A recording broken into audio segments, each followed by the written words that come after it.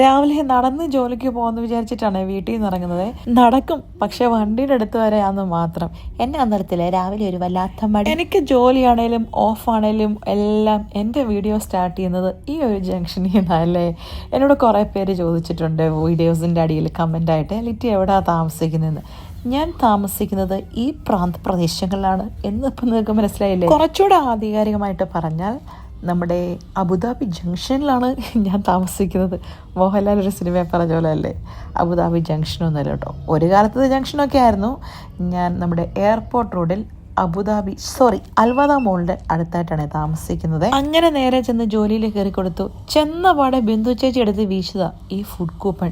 16 ദിറംസിൻ്റെ coupon ഉണ്ട്, ചേച്ചിക്ക് കിട്ടുക. അതെനിക്ക് തന്നു സ്നേഹനിധിയായ ബിന്ദു ചേച്ചി.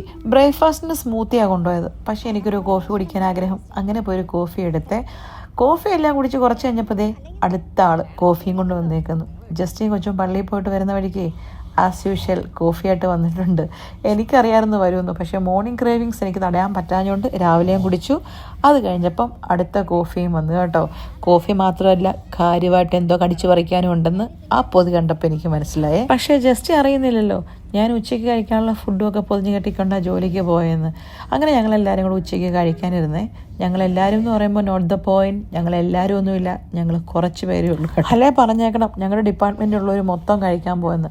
ഞങ്ങൾ വളരെ കുറച്ച് പേരേ ഉള്ളൂ. ചിലപ്പോൾ ആൾക്കാർ ചോദിക്കാറുണ്ട് നിങ്ങൾ എല്ലാവരും കൂടെ ഒന്നിച്ചാണോ പോകുന്നതെന്ന്. അതുകൊണ്ട് എനിക്ക് മാത്സിൻ്റെ എക്സാമാണ് ഗൈസ്. എക്സാമിനെല്ലാം റെഡി. സ്വസ്തി നന്മ പൂരിത എന്നാ പച്ചമോരുണ്ട് ഗൈസ്. വെള്ളം ഒഴിച്ചാൽ 5-6 പേർ കൂടെ കഴിക്കാം. ഞാൻ എടുത്തു. അതെന്തോടി അറിയില്ല. അയ്യോ അത് ആരുടെ മീൻ കറിയാ? പ്രവീൺ കൊണ്ടുവന്ന്. പ്രവീൺ എല്ലാം സെൽഫിഷ് ആണെടാ. മീൻ എടുത്ത് മാറ്റി ആദ്യമേ ഇതിന്റെ വാട്ട ചാറെടുത്ത്.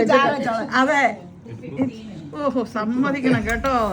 അങ്ങനെ ലഞ്ച് ബ്രേക്ക് എല്ലാം കഴിഞ്ഞ് വൈകുന്നേരം സ്നാക്സ് വാങ്ങിച്ചേ.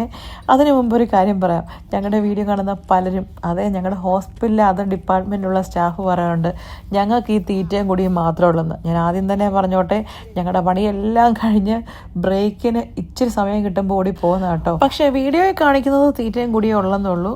അതല്ലാതെ ഞങ്ങൾക്ക് എപ്പോഴും ഇതൊന്നും അല്ല പരിപാടി. അപ്പം ശരി, പോയിച്ചു വരാം.